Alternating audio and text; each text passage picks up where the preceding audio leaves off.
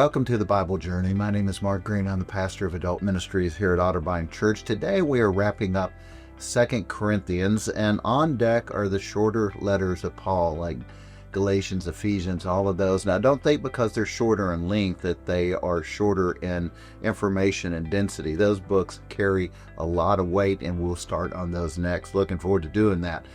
Quick review. Chapters 1 through 7.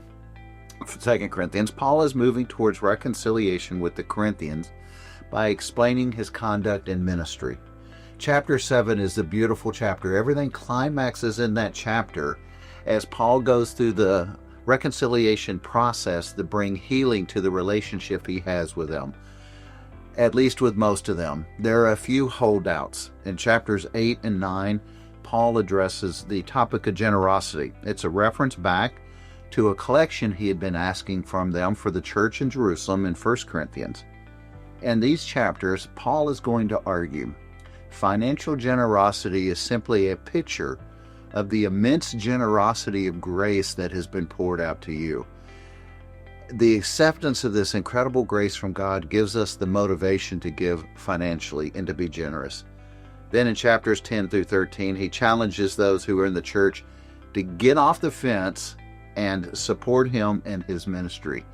Now, in these chapters, Paul becomes a little sarcastic. I got to admit, I love these chapters simply for that reason alone. In essence, Paul looks at the super apostles. You remember them, these teachers who had come in who were very eloquent and dressed well, and Paul sarcastically calls them super apostles, and he says, let's have a bragging contest. And then he acknowledges that this whole idea is just silliness. But he says, if you want to have a contest and have a bragging contest, I want you to know I'm going to win hands down. So as we consider chapter 12, Paul says, I must go on boasting. What? Paul, when is this foolishness going to end? And I'm sort of going, come on. Well, I love a good sarcastic jab. This seems to be over the top. But Paul does a very typical Pauline thing. He takes a hard right and he says, let's have a new boasting contest. And this time, let's see who can boast the most in their weaknesses. Check out verse 7.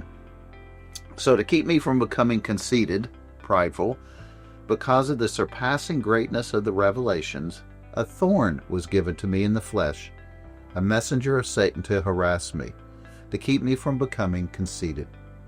3 times I pleaded with the Lord about this, that it should leave me. But he said to me, this is the key, my grace is sufficient for you, for my power is made perfect in weakness. Therefore, I will boast all the more gladly of my weaknesses, so that the power of Christ may rest upon me. For the sake of Christ, then, I am content. For the sake of Christ, I am content with weaknesses, insults, hardships, persecutions, calamities. For when I am weak, then I am strongest.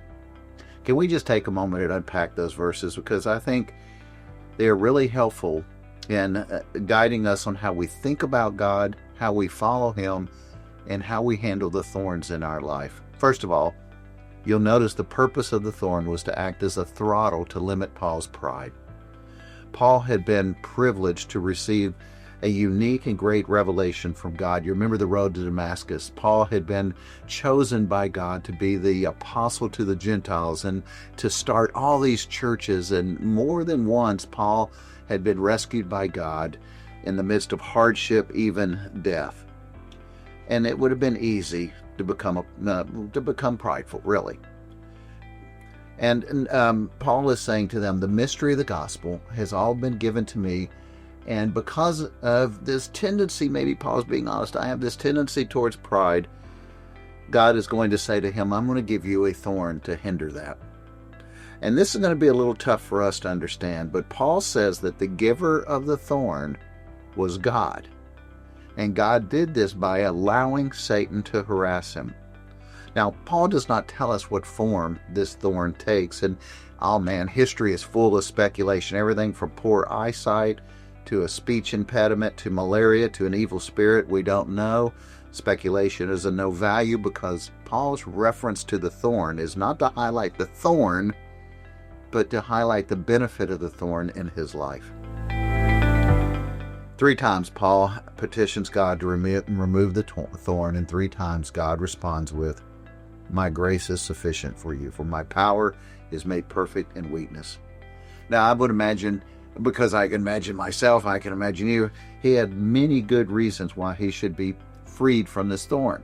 God, I can be more effective in ministry. I can reach more people with the gospel. It will be more glorifying to you, God, if this was removed.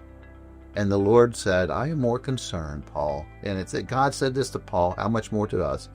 I am so concerned, Paul, to build not just your ministry, but your character.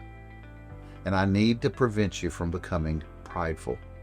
So instead of removing the problem, whatever it was, God gave Paul more overwhelming grace and more compensating strength. The grace of God and the power of God are not just sufficient to endure the pain, to endure the thorn, but if relied upon, will prove themselves greater than the thorn itself. What God is saying to Paul, what he is saying to us, is that his grace and power will be the reason that Paul and we not only endure, but resoundingly accomplish the mission of God. Wow, that's pretty good news, folks. We always want the pain to go away, and God is saying, sometimes I'll do that, but at other times I'm going to allow the pain for the greater good. There's one more point to make, but let's pause for a minute.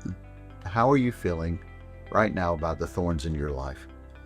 Are you perhaps considering for the first time that they actually might be a benefit to you rather than a hindrance? Have you paused lately and considered the strength of character that has been formed in you because of the thorn? The hard truth that we must acknowledge is this: pain is a great teacher.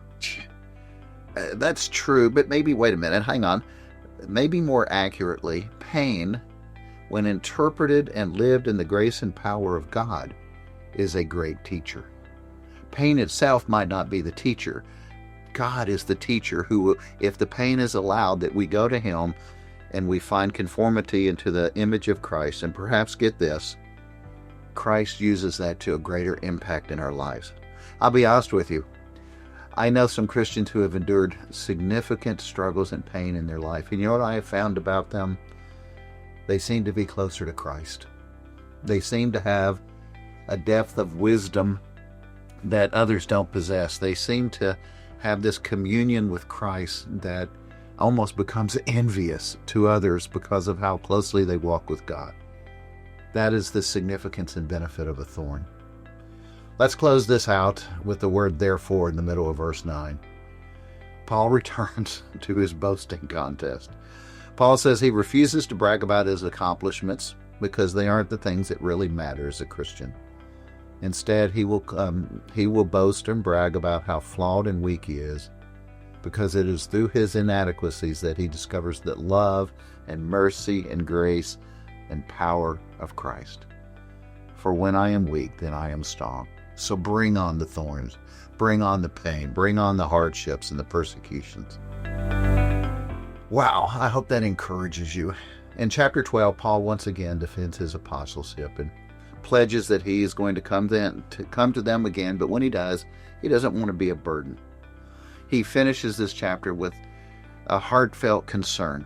Paul says he has 3 fears for them. He fears that the letter may not fully accomplish his purpose, and they will continue in sin. Some of them are still not repenting. He fears also that the result of continual sin is that the church is going to be rife with discord and disorder. He doesn't want that. Finally, he fears that some of those unrepentant people will continue to go unchecked in the church. He concludes, let's move on to chapter 13. He concludes in chapter 13 with a warning to the Corinthians. He's planning to come again a 3rd time, and he wonders, when I get there, what am I going to find? They need to examine their hearts.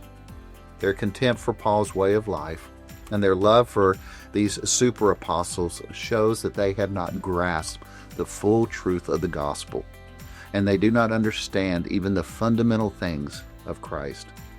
They're not living as transformed followers of Jesus. So he invites them once again, humble yourselves before the grace and love of Jesus.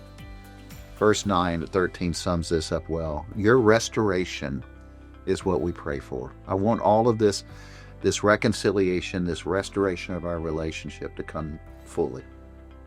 Well, 2 Corinthians gives us a really unique window into the life of Paul and the paradox of the cross. The cross challenges our values and our worldviews.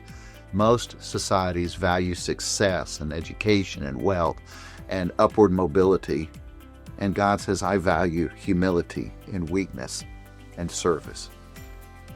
We know this because his love and power are made evident through our suffering, hardship, and it was the same way for Jesus.